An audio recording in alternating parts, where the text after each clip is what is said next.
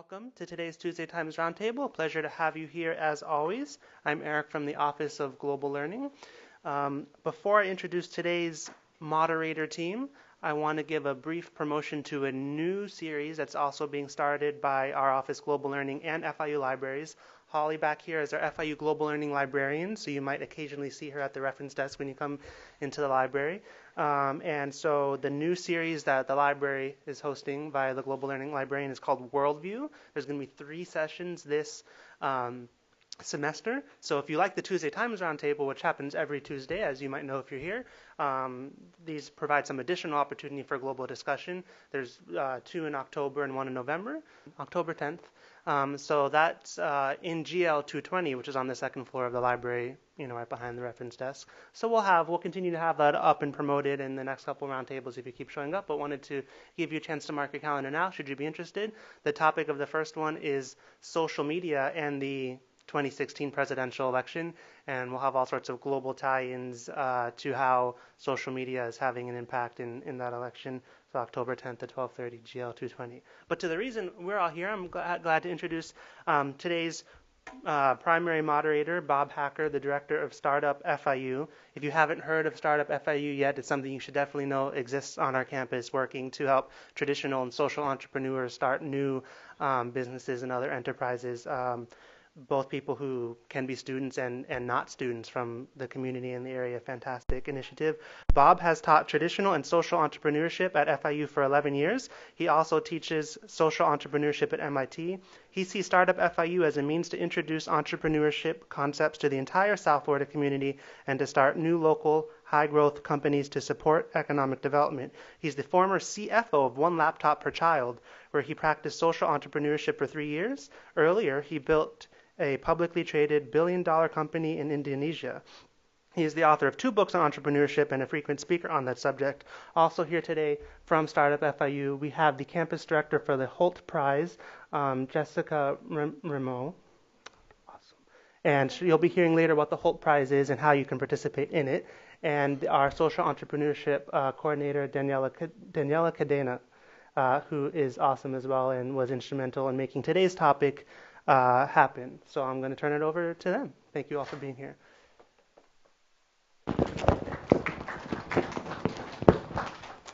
Hi everyone.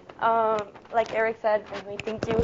My name is Daniela, and I'm the social entrepreneurship coordinator. I'm going to move this really quick. What if I hold it? Is that okay? Is that okay? Is this better? Okay. Well, I don't do well with mics. But like Eric said, today we're going to be talking about achieving the sustainable development goals through social entrepreneurship, just because we have to realize that in order, we thought it was very important to talk about that there's not only one path to achieve these development goals, that there's always this side of business to it, which Bob will get into deep discussion later. But before we get into that, I wanted to briefly talk about what are the sustainable development goals, right? Over the next 15 years, the SDGs are goals that universally apply to all countries, the private sector, the governments. They're all aligned as to mobilizing efforts and all forms of poverty, fight inequalities, and tackle climate change while ensuring that no one is left behind. All right, so what are these sustainable development goals? There's 17 key goals that everyone is supposed to work, ensuring, again, that no one is left behind.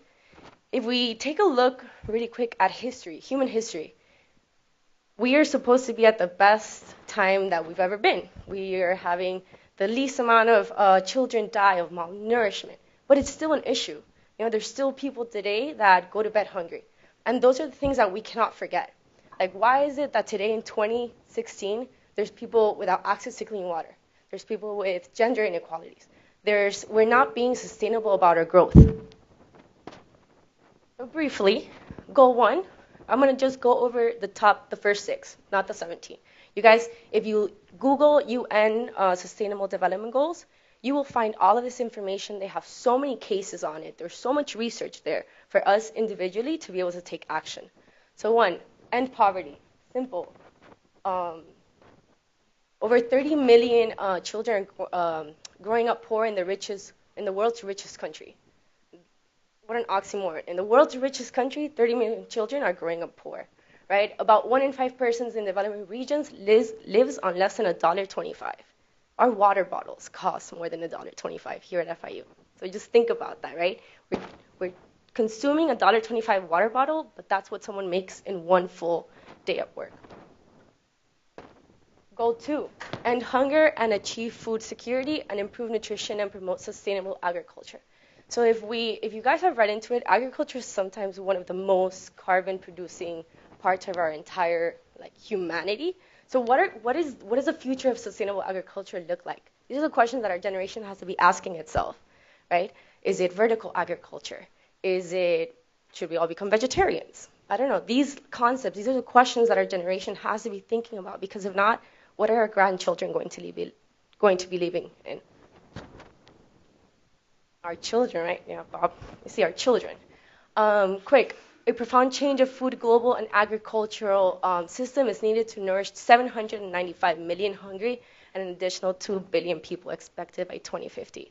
So we're continuing to grow our population, yet more people are becoming hungry. So these are the questions that we need to be asking ourselves as we go through our undergraduate studies. How do our disciplines fall into it? If you're a finance major, if you're in the legal aspect, if you're in business, if you're an engineer, how are you applying this to what you're learning? How are we keeping this in the back of our mind? Goal 2. Goal 3, ensure healthy lives and promote well-being for all at all ages. And this is one of the goals that if you look into research, there's a lot of really good statistics. We've decreased the number of people dying of malaria. We've decreased the number of women dying of maternal or birth processes. But we're still not there yet. Again, people are still there's still metrics that astound us here at 2016, right? There are over 250,000 new HIV infections, and out of those, 2/3 are teenage adolescent women.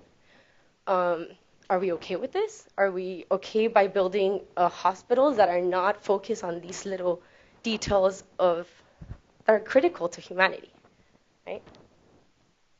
Goal 4. Ensure inclusive and equitable equality of education and promote lifelong learning opportunities for all. The key word there is quality, right? We have a lot of countries that are doing programs that are providing education to all, but it's not quality. If we look at the case of India, for example, during the last 6 years, more than 2/3 of all educational initiatives have come from the private sector, because the government has not had it cannot produce the amount of quality and opportunity for education as the population is growing there. So the private sector has taken on that. And now there's companies they're using recycled trailers, and then for less than $4 a month, a kid can have access to education all throughout. So, 103 million youth worldwide basic literacy skills. 103 million. If we're not educating our youth, who's going to take over when we are old and we're gone? Think of all the conflict zones that are right now occurring worldwide. These refugee camps, there's no education in them. What's happening to these kids that are going to be 4 years in a refugee camp with no access to education? Next, goal 5. Achieve gender equality and empower all women and girls. So I really wanted to bring this up because the New York Times and the Bill and Melinda Gates Foundation, they did this intensive case study, understanding time. By the age of 16, a girl has spent 2/3 of her time cleaning, while men don't.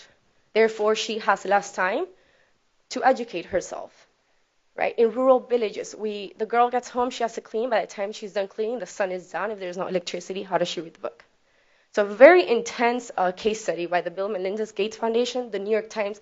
If you look this title up, you will find the entire case. It's completely available, and you can see all the different data and metrics that they're measuring. And an amazing point that Jessica brought up is that they're talking about, even in this research study, we're being sexist in the way we ask questions. Therefore, we're not getting the right data points because we're already asking the wrong questions to begin with. Because if I ask a woman, hey, what is your primary role? And you're telling me that you're primary caregiver, that's a non-paid job. So how are we measuring this? And before I hand it off to Bob, let's look at goal 6. ensure availability and sustainable management of water and sanitation for all. It is 2016 and we have over 700 million people without access to clean water. Again, water bottle. We're paying $1.25 for a water bottle, and we leave the water faucet running while we're brushing our teeth. How are these new constructions here in South Florida being more eco-friendly? Did you guys read about policy that they're changing the chemicals that are going in our water? Excuse me. So this is the reason that we wanted to bring this topic and talk about it here when Eric brought the Tuesday Times Roundtable up. Because we thought, hey, there's so many things going on, and as undergrad and graduate students, we're shaping everything going forward. We need to be aware that there's alternative routes to achieving these goals. And with that, I will introduce Bob Hacker, who will talk about how we should be achieving these, thinking about social entrepreneurship. Excuse me.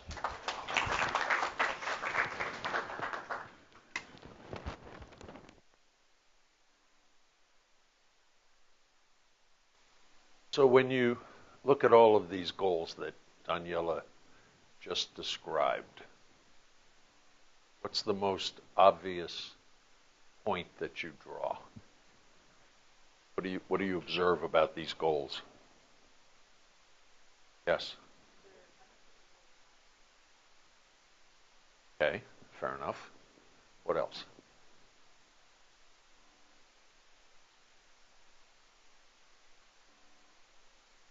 But we have got probably no closer than we were when we started. What else? Yeah.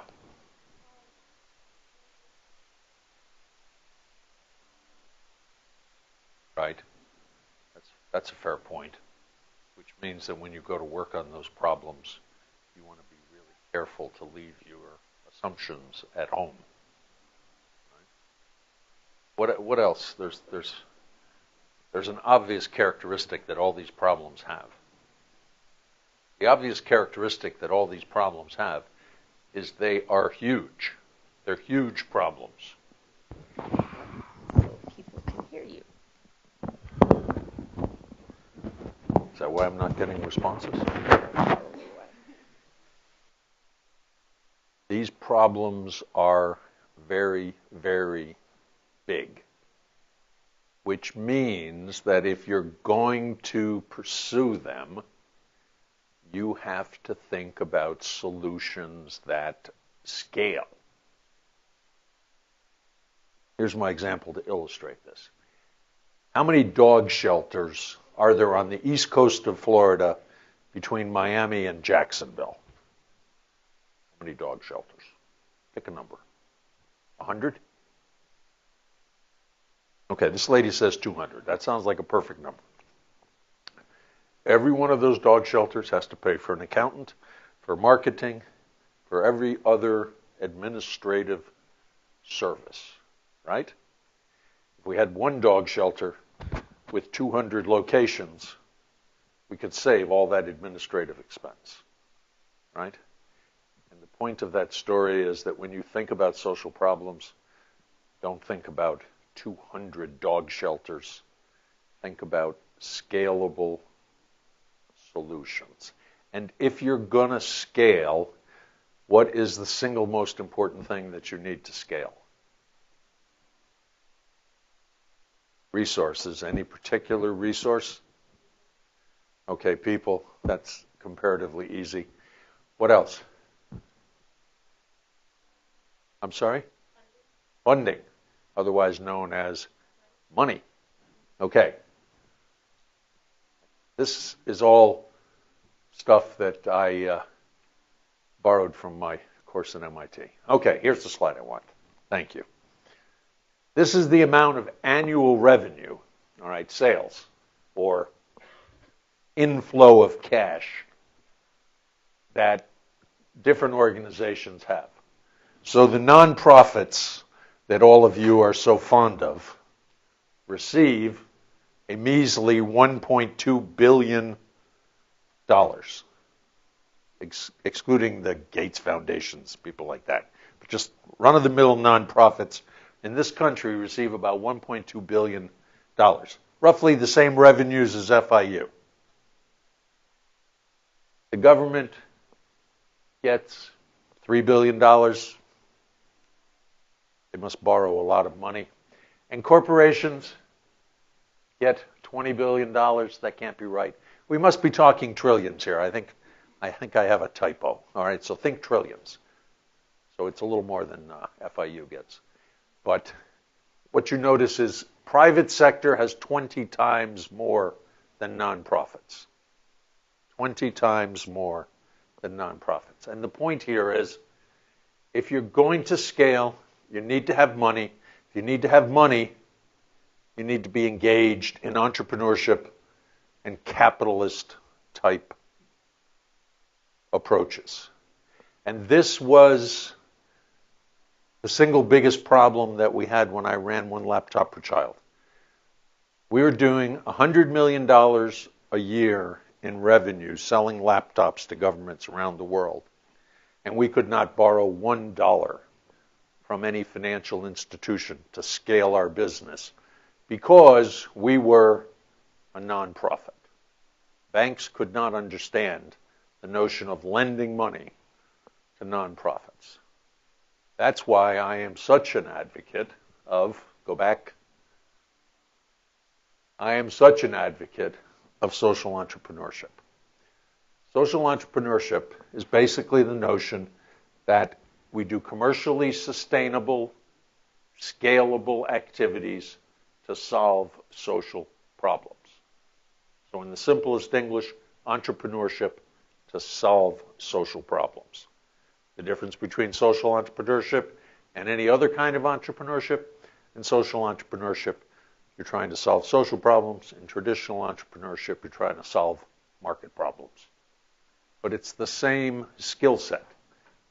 Oh, by the way, that's the same skill set that built this country.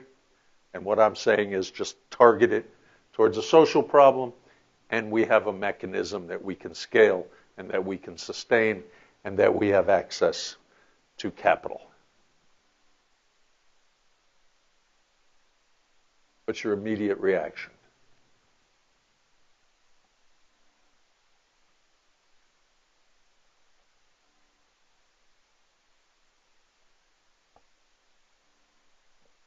Sounds like a perfect answer. Perfect answer. All right. Now, next. All right.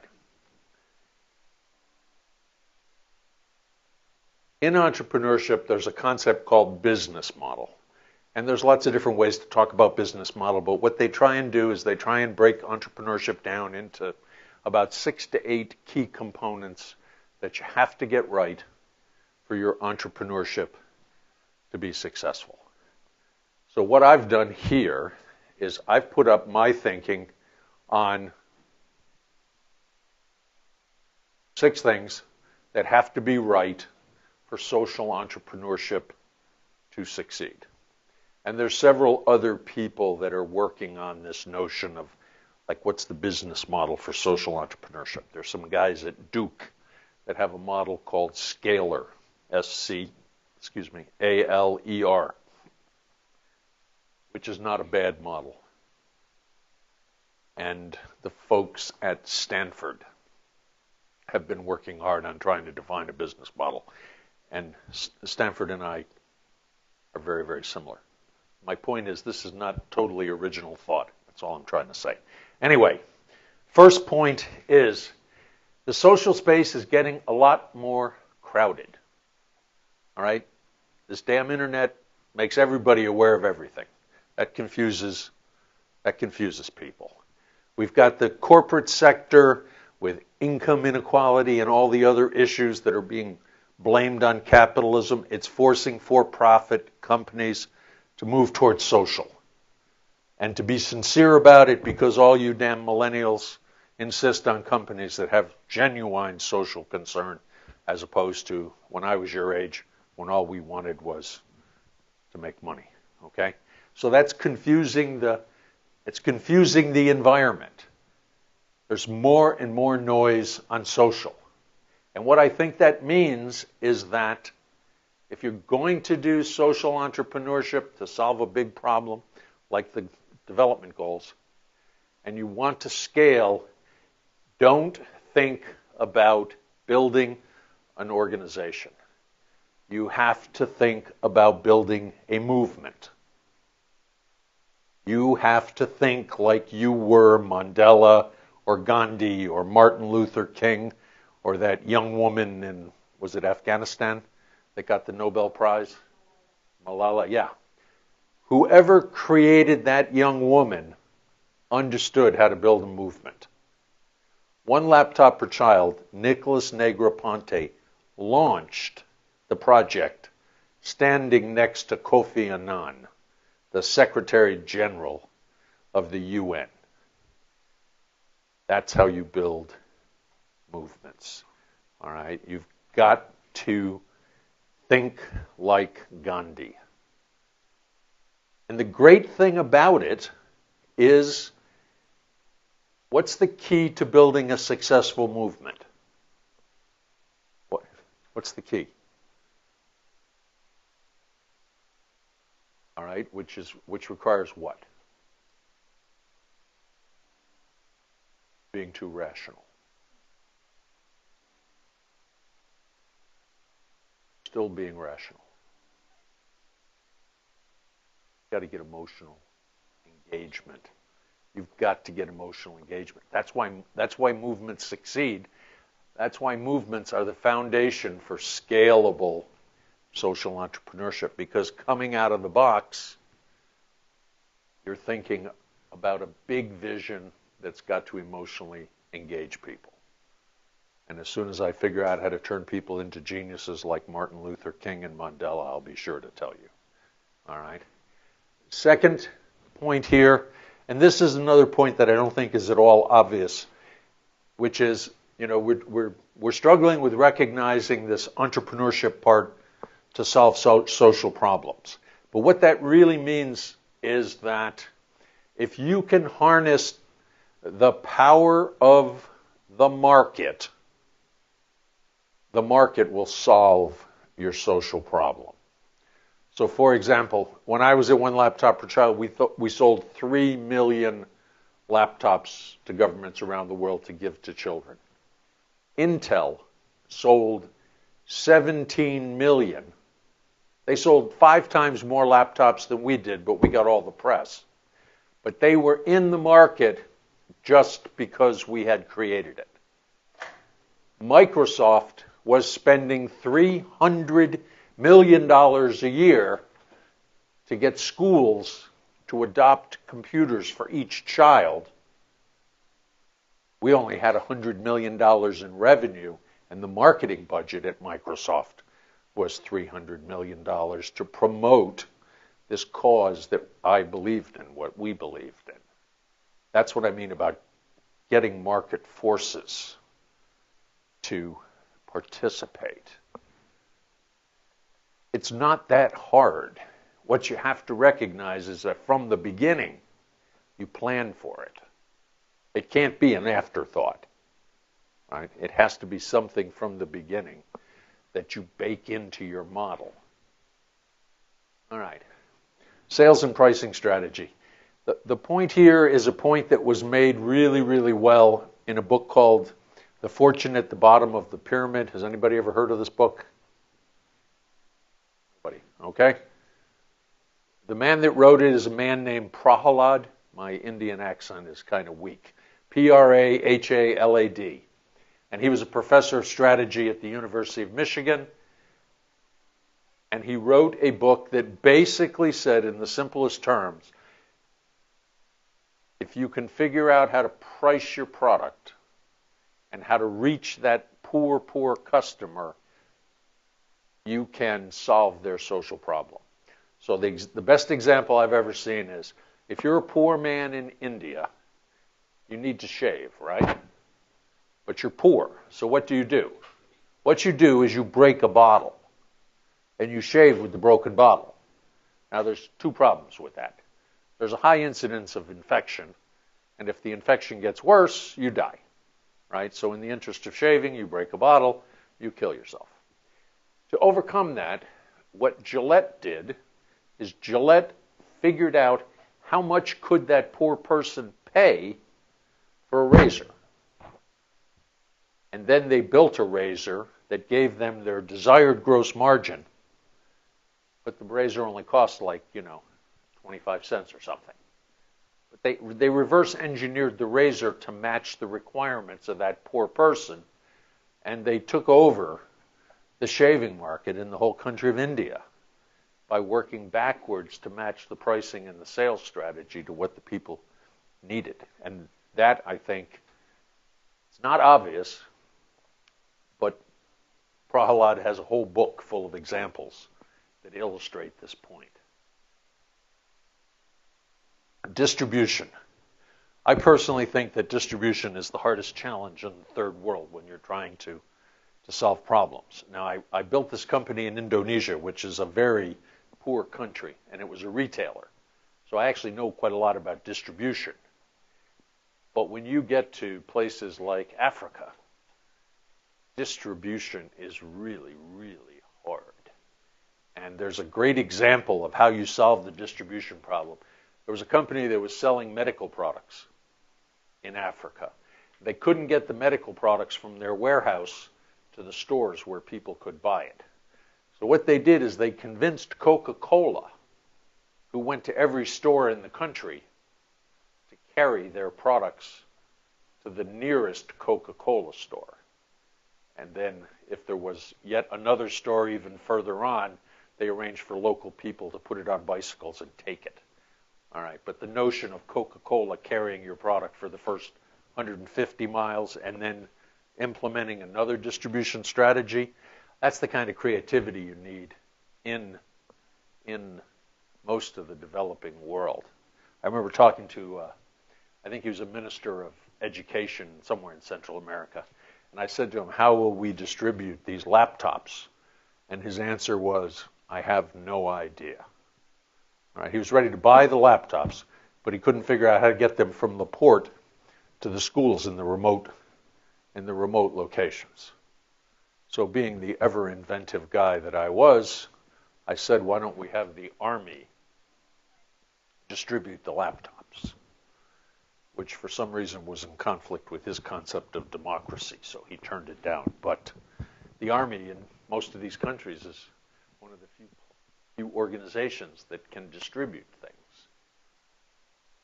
Distribution is really hard. You've got to think about it in advance. What's my last one? Value proposition. Yes. Remember we were talking about leave your assumptions at home, right? There seems to be a tremendous tendency for us to transfer our values to these poor people that don't have everything that we have. And there's a Harvard case that I teach, and it's about putting in remote diagnostics in India. Okay? They build this beautiful shelter-like thing, and they put up a big sign that says, diagnostics, we're using telemedicine, and doctors in, Bombay or someplace, Mumbai, will diagnose you if you just come into this place and have your pictures taken. So they opened this up, and this was a project that was funded by Indians. So this is not even, crazy Americans like me. It was Indians. And they opened this place up, and after 2 weeks, they have not had even one person come in and ask to have an image taken. Anybody know why nobody would use this beautiful, modern telemedicine location in remote India? Anybody know why nobody would use it?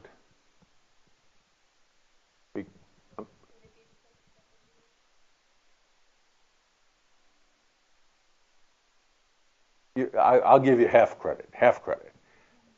It turned out that these people had been using witch doctors for God knows how many 100 years.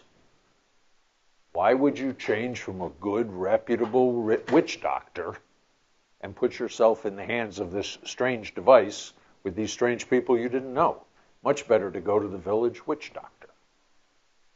That's what they discovered when they went back the second time to do their market research. And the point here is that understanding what the values are of your customer when you're doing social entrepreneurship is not at all obvious, particularly since we're all so well educated. You have got to get in the field, you've got to empathize, and there's a concept or a process called design thinking, which I think is a very good technique to use when you're trying to understand complex social problems. Lastly, if you're going to do social entrepreneurship, line up your capital. Your capital. I mean, if this was an entrepreneurship course, I wouldn't have to tell you, but for some reason, when one focuses on thinking about doing good, focused on capital as one ought to be. The man at Duke that originally put together that scalar model was advocating to people that they be self-financed, all right, which makes capital much less of a problem. But the issue is if you're self-financed, you can't go very fast. You can't reach scale, and that's why I'm advocating for capital raising strategies to support your social entrepreneurship. My view of social entrepreneurship is way at the extreme of the spectrum. You've kind of got people like Ashoka, they're way over on the left, and I'm way over on the right. And Ashoka's moving towards me, but I'm not moving towards them. We need to find a way to channel social entrepreneurship better and have more people doing it. But we have to do it at scale. If we don't do it at scale, it's going to be inefficient like those dog shelters. And we're never going to solve the problem. One Laptop per Child project started at MIT. And it was started at the Media Lab. And the Media Lab slogan was, do the impossible. And the crazy thing was, those people believed it. And the biggest lesson I took away from working with those people is the simple idea, don't be afraid to try and do impossible problems. Don't be afraid. So set big goals, raise the capital, understand your customers, have a real impact. And don't become a dog shelter operator on the East Coast of Florida. I like dogs, but there are more serious problems. Thank you.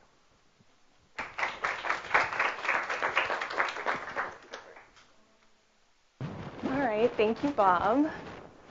So, hello everyone. My name is Jessica, and I am the campus director for the Hope Prize at FIU. But before I get into talking to you about the Hope Prize, I have a small group activity for you guys. So if you can get into, teams of 5 to 6 people, what you're going to do is choose one sustainable development goal and try to come up with a business idea. Okay? So go ahead and bingo. Yeah, we'll pull it back up. So I kind of went around and I got some questions and feedback from some of you. And I wanted to kind of open up the floor to see if anyone wants to share what they were trying to solve and maybe share what was the biggest challenge in working together to start writing down what your solution would be. Does anyone want to share what they were Yeah. So you were trying to tackle the 12th SDG, which is responsible consumption and production. You were trying to solve how do we reduce waste for grocery stores or food production systems. Did you come up with anything? So it was just hard to identify which one to start with. Let me repeat that really quick. You were tackling the second development goal, which is zero hunger. You were tackling from an agriculture standpoint, getting students that are studying the agriculture sector to go educate in these underdeveloped regions, these farmers, to teach them more sustainable growth methods, for them to understand other alternatives for fertilizers. Bananas are huge for fertilizers, do-it-yourself fertilizers, and eggshells as well. So it's interesting because Holt Prize with I know Jessica will talk about it, but one of the winners 3 years ago was this company called Aspire, and the challenge for the 2014 was how do we end hunger? That was the challenge for the 2014 Holt Prize challenge. And what those people pitched was, hey, grasshoppers are high in protein, and in, I believe it was lower eastern Africa, it's so dry that it's very difficult to have a stable agricultural harvest. So then they started teaching the local people how to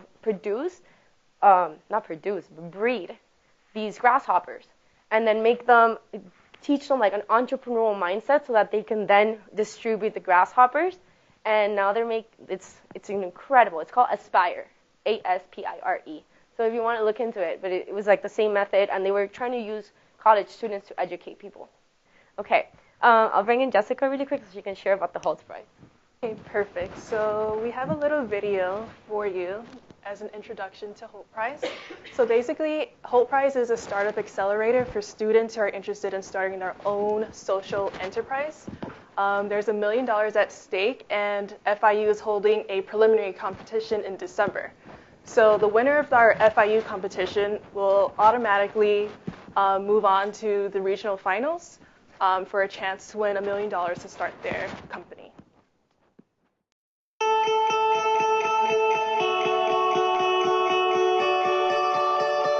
The Clinton Global Initiative and the Holt International Business School have come together to create the world's largest network of social entrepreneurs through the Holt Prize. It's my belief that there are not enough disruptive and innovative companies servicing the world's poorest. We're challenging students from around the world to come up with innovative and disruptive companies that can really change the trajectory of social challenges everywhere. The more opportunities that entrepreneurs have, the better off society is going to be. One of the things that differentiates Holt Prize from any other initiative in the world is our ability, through President Clinton's viewpoint, to cast a huge magnifying glass on social issues. The time for discussions and ideas has passed. We must act. These are problems that define whether we have a future or not. And I think the Holt Prize has come in at a critical time to focus young minds on the right things that makes a difference in this world, that's disruptive, that helps us change the way we think about the future. I believe M-Pani is the next big innovation in development financing for our members. We have recognized the economic value of this huge segment to corporates and provided them a path to actually achieve their business ends by making a difference. I truly think that the Holt Prize has the potential to become the Nobel Prize for change. How do I develop products and services that have a positive net impact on society with every next product, good, or service that's sold? That's the future of business. This is an engine for social change. This is a machine that has the capacity to churn out and support and really inspire and mentor new social entrepreneurs. It is Aspire's vision to train and empower.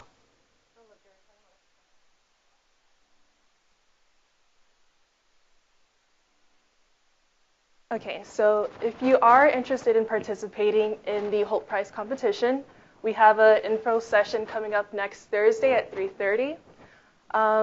So you don't have to have a business idea in place. You don't have to have, like, I don't know, a company already in place. This is a low-risk competition for students to just come in with an idea, grab like 2 or 3 of your friends, and we'll try to help you turn it into a company.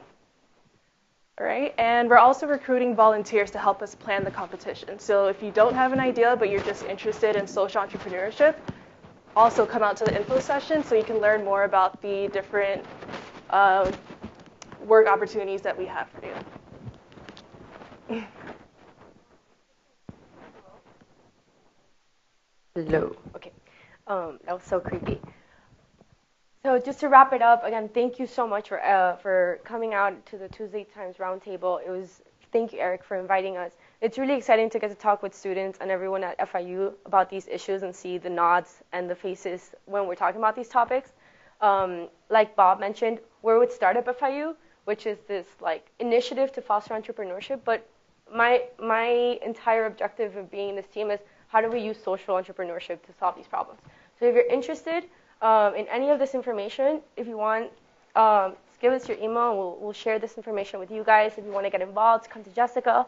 Again, thank you, and we'll be here answering any questions for after this.